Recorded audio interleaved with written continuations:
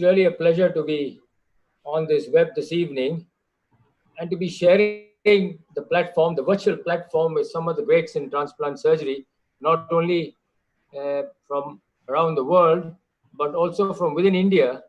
People who have done pioneering surgical work in India, people who have done a lot of NGO work in India, to mention in particular Sunil Shroff and Pranjal Modi. So it really is a great honor for me to be on the same platform as these gentlemen. I think I'll share my screen now. So I'm going to in the next couple of minutes take you through the history of renal transplantation as it occurred in India those days, starting off in the early 70s. This is my alma mater, the Christian Medical College, Vellore. Vellore is a very small town in South India, and this is my alma mater. I studied here, I lived here, I married here, and I superannuated from this institution in 2008. And this has been a great place to work, learn urology, and learn the art of kidney transplantation. If you go back to the history of kidney transplantation in India, actually, the first one was done, the first two actually were done in KEM in Mumbai, the King Edward Memorial Hospital in Mumbai in 1965, May, and in April 1966. And interestingly, both were from deceased donors. But sadly, the recipients died within 48 hours of surgery. Then there was a brief lull, and then at the Banaras Hindu University in Varanasi in the northern state of Uttar Pradesh, the third transplant was done by Professor Udupa, and the patient unfortunately died of urine leak. The first two transplants in Mumbai were done by Professor P.K. Sen, who was a cardiovascular surgeon himself.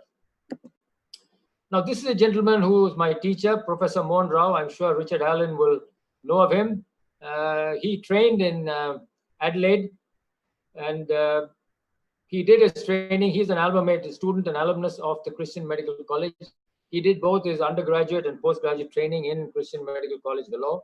And then he was deputed by the Department of Urology to go to Australia and learn the art of kidney transplantation from the surgical side. And along with him, Professor Johnny went as a transplant nephrologist from Christian Medical College. And this was in the year 1969-70. Professor Mohan Rao came back to India after his training in Adelaide, and where he was actually made to do vascular anastomosis in rats. Mohan Rao is a very skilled surgeon, and in fact, he is credited for having introduced laparoscopic donor nephrectomy at a very ripe age of 70 years in Adelaide, in Australia. So he's the one who started laparoscopic donor nephrectomy in that part of the world. And when Mohan Rao was in India, when he came back, the director of the institution at Christian Medical College called him the previous night and told him, Mohan, the last 3 transplants in India went downhill. This is your only chance. It has to succeed, and I don't want any hiccups. And if it fails, don't come and ask me for another chance. Now, that was what was told to Mohan Rao the night before the transplant. So you could imagine what sort of fingers he must have been having. Richard, was it double triangle or triple triangle? I don't know, but it was a tall ask as far as the director and the institution and Mohan Rao were concerned. But anyway, D-Day was on the 1st of February on 1971. And the patient, actually, that's his hospital number, his name is Mr. Shanmugam. Unfortunately, he's no more. But interestingly, the donor was his first cousin. So it wasn't truly, it was a blood related, but not really the first degree related donor. This is the patient. We called him Braveheart. We were in the institution at that time, and I remember the day when this was done. The transplants were done in the night because we didn't have 2 twin theaters to be used during the day. We had only 6 operating rooms for the whole of general surgery, cardiac surgery, neurosurgery in Christian Medical College in those years. So we had to borrow a surgical theater. And I remember once the kidney was hooked up and the urine started to flow, the beer bottles were opened on the sidelines, and everybody on the surgical team and the anesthetic team was so full of joy, and that Mr. Shanmugam did well and was discharged. This was the first successful living donor transplant that was done, and subsequently, this article was published in the Indian Practitioner on the present, future, and feasibility of renal transplantation in India. Actually, when Mohan Rao went to Australia, he was asked by the people in Adelaide as to why do you want to do kidney transplant in India when there's so much of infection and infectious diseases and diarrhea and malnutrition.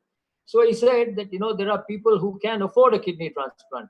And I tell you, he was absolutely right. And today, kidney transplantation has really come of age in this country. And is a very, very high standard of care that our patients with renal failure are receiving at this moment. So this was the publication in Indian Practitioner on those first 5 cases that were done. The problem was not just the surgery. As Richard said, surgery is the easiest part in kidney transplantation. The immunology and the immunosuppression is the main bedbug. And at that time in the 70s, there was no tissue typing lab that was available in India at that time. And we had an immunologist called Dr. Gopalkrishnan who trained in the United States, and she came back to Delhi and set up her own private lab. We had to draw the samples at night, midnight, so that they could be kept in the cold chain to reach Chennai by road. We could only go by road from Vellore to Chennai, a distance of 130 kilometers. And the first flight to Delhi was at 5 a.m. The Indian Airlines flight was at 5 a.m. So we had to draw the samples as fresh as possible, send it to Delhi, and then the report would come back. So that was tissue typing at its best during those days. And we had to wait for the results to come back before we actually went ahead with the living donor transplantation. But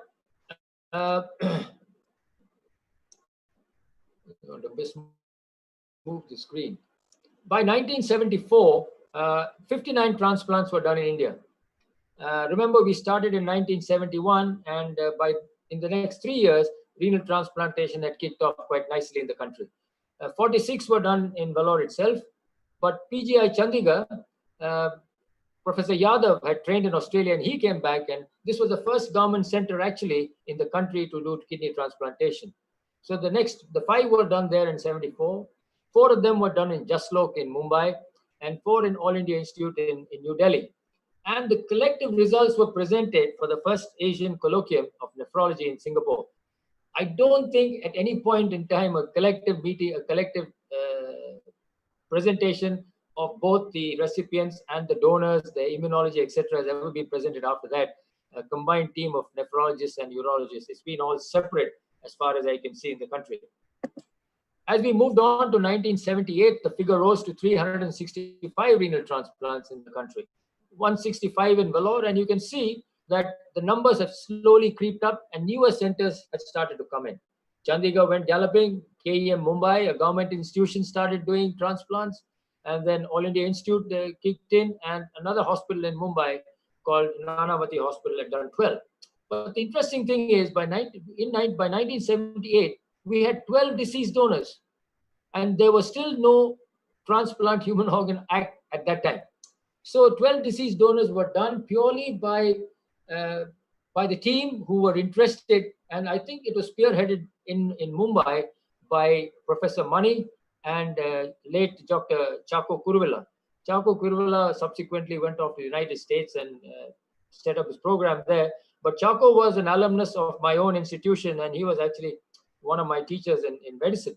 And he went to Mumbai, to Jaslok, and he and Professor Mani were instrumental in starting the deceased donor program there without actually having a law. But Mumbai had the advantage of having a coroner at that time, the only city which had a coroner. So they could get the coroner's okay and go ahead with the deceased donor program in Mumbai. Interestingly, the immunosuppression those days was a whacking dose. High dose of steroids, 240 milligrams a day. We used to give them Solimedrol, 1 gram for 3 days, azathioprine. Some patients would get cyclophosphamide, and some patients actually had radiation to the renal allograft. So this was the immunosuppressive protocol that was there in the 70s when we were training and we were doing our transplantation in the law. And these were some of the problems we used to see: gaping wounds, patients with poor nutritional status, low albumin status, because their dialysis was not as good, their nutrition was poor. We still had a lot to learn. Our patients were a lot sicker at that time from kidney failure. So we had wound infections, and these wounds would take ages to heal. Patients would be in the ward for months together for some of them. Not all of them had it, but these were some of the ghastly wounds we would see. We also had the occasional allograft rupture. I clearly remember a patient was just discharged at 10 o'clock in the morning, and then I get a call from the nurse in the ward saying he's collapsed, and we had to rush into theater. The kidney had ruptured, actually. So allograft rupture, these are things we don't see these days at all. I mean, it's a piece of cake, kidney transplantation today. When we looked at our results in Vellore, the first decade, you can see that things were not very good.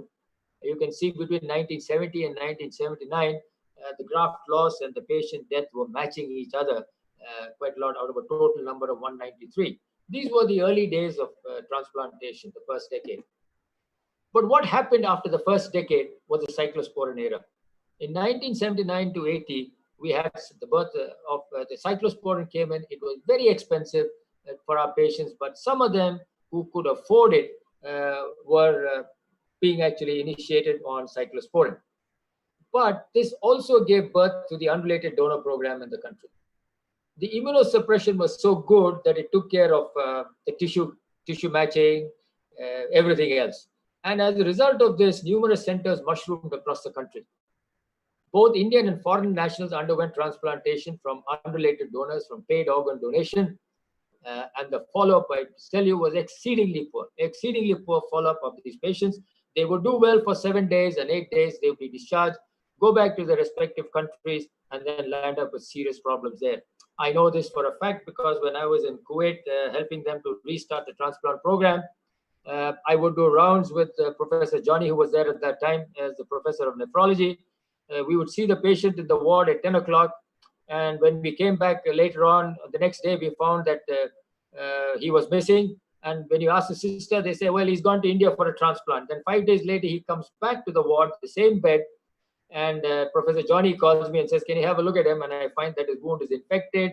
He's pouring pus from his wound. And, it was not a good sign at all. It was not a good thing. And, a lot of bad blood flowed as a result of this paid unrelated transplantation that was mushrooming across the country. These were all the scars that were in vain. These were the paid donors who, the middlemen actually took everything away. And these are the poor guys who sort of showed their scars to the media, to the social media, the public, the news reporters. And all these scars were in vain because what these donors were actually promised was nothing at all. And they got peanuts at the end of it. So, it was not a good thing at all. It was not at all a good thing. So when we in Vellore looked at the results of second, when immunosuppressive protocols were different, changed, and you can see that the graph has shifted beautifully from 80s and it's just gone up. Graft loss much less than what it was in the 70s, but still not as good as what we see today. So this was in the second decade.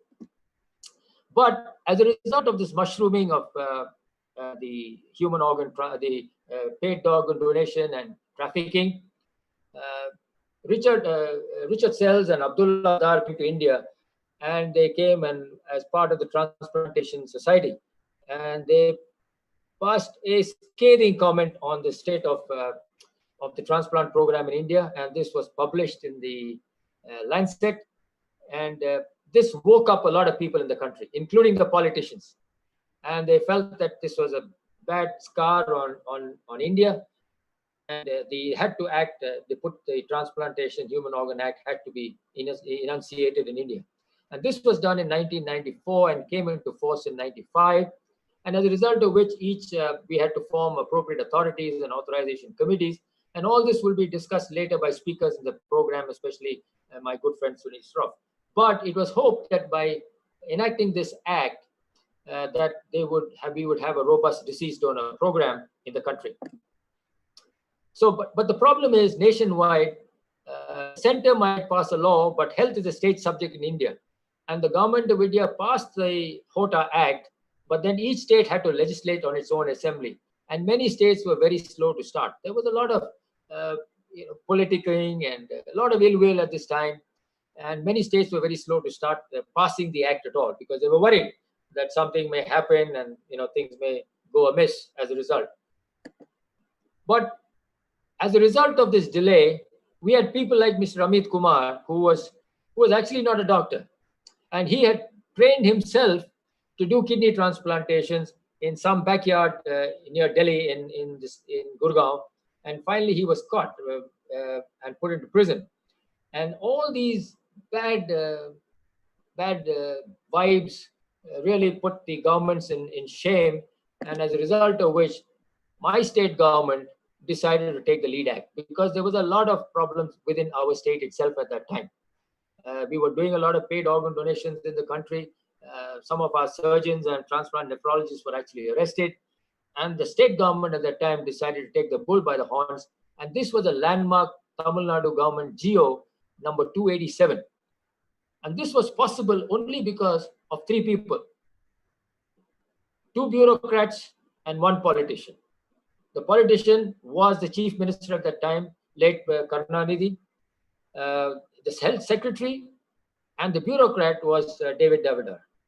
And he would call major institutions like us for the meetings. And every week we would have to go to Chennai along with the local team and thrash out the act, look at all the nuances. And the Tamil Nadu government finally passed this government order 287, which paved the way and streamlined cadaver donation in the state.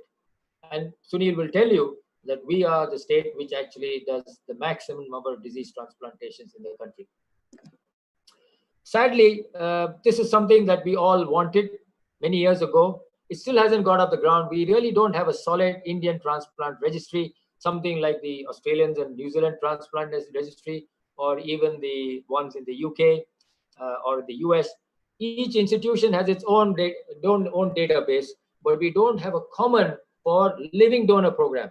While we have a registry for the deceased donor program, at least the numbers, if not anything else, we don't have such a registry for living donor program still in our country, which is a very sad fact. But as a result of certain people, the cadaver program or the deceased donor program really took off in our state because we had NGOs. And this is the major foundation based out of Chennai called Mohan Foundation. The acronym is the Multi-Organ Human Aid Network. And this is an NGO group started in 1997 by Professor Sunil Shroff, along with some philanthropists and medical professionals. But Sunil has been instrumental in actually creating a huge awareness of disease donor program, not only within the state, but outside of the state. He has created a beautiful model, and he's got offices all across the country, and in fact, even the US. He also runs a lot of courses, and he trains a lot of transplant coordinators. And I know for a fact that many of the younger people who are interested, I said they have gone there and done transplantation coordination work, and have come back and joined institutions as transplant coordinators. So the Mohan Foundation is doing yeoman service as far as disease organ donation is concerned with the country. The mission is very clear, is to ensure that every Indian who is suffering from end-stage organ failure be provided with the gift of life through life-saving organ. So with this mission statement and with people like Sunil at the helm of affairs, there is no doubt that the disease organ program in my state and throughout the country is doing well. So what is the current status of disease donor program in India? Most of the states have actually passed the bill. The states have their own nodal agencies coordinating disease donation. In Maharashtra and Gujarat, they have one. There's a central agency called NOTO, which governs at the moment states of Delhi and the NCR. And it's trying to link all the state agencies, but it's not actually happened. But clearly, my own state, the state of Tamil Nadu, is the leader in disease organ donation, and we have a group. We have the government group called the TransStand. You can go down to the TransStand website, and it will tell you exactly what's happening within the state as far as disease donation is concerned. We've got a leader who was Dr. Amalo Parvadan, who is himself a cardiac surgeon, who's now relinquished charge to another person. And they were in charge of actually allocating the organs in a very streamlined fashion. And that's the reason why the kidney program has flourished. The disease donor program has done so well in my state. Going back to survival by decade at Vellore, just before I left, we looked at this data, and you can see that how things have improved from 2000 to 2005. And all this data has been published in Nephrology Dialysis Transplantation by my colleague George T. John, who now resides in Australia, along with Georgie Abraham. This article was published by them in NDT. So kidney transplantation in India, as I started off by saying, is a state of the art. there is no need. People from across the world come here to get this transplant done, because we got a very high standard of kidney transplantation at the moment in the country. Excellent surgical skills, excellent nephrologists. We have done so much of laparoscopic donor nephrectomies. Now I think hardly anybody does open donor nephrectomy. It's all laparoscopic donor nephrectomy, robotic donor nephrectomies, where people have been doing less procedures, swab donor transplantation, transplantation across blood groups. We've organized therapeutic drug monitoring in a big way through clinical pharmacology labs. And last but not least, Pranjal Modi has been pioneering. He's a pioneer in robotic renal transplantation, and is credited with having done the first robotic transplantation probably in the world. And I'm very pleased that he's on the stage today to share his experience with the rest of the team here. So thank you very much, Kim, for the opportunity, and thank you very much to everybody for your patient listening. Thank you.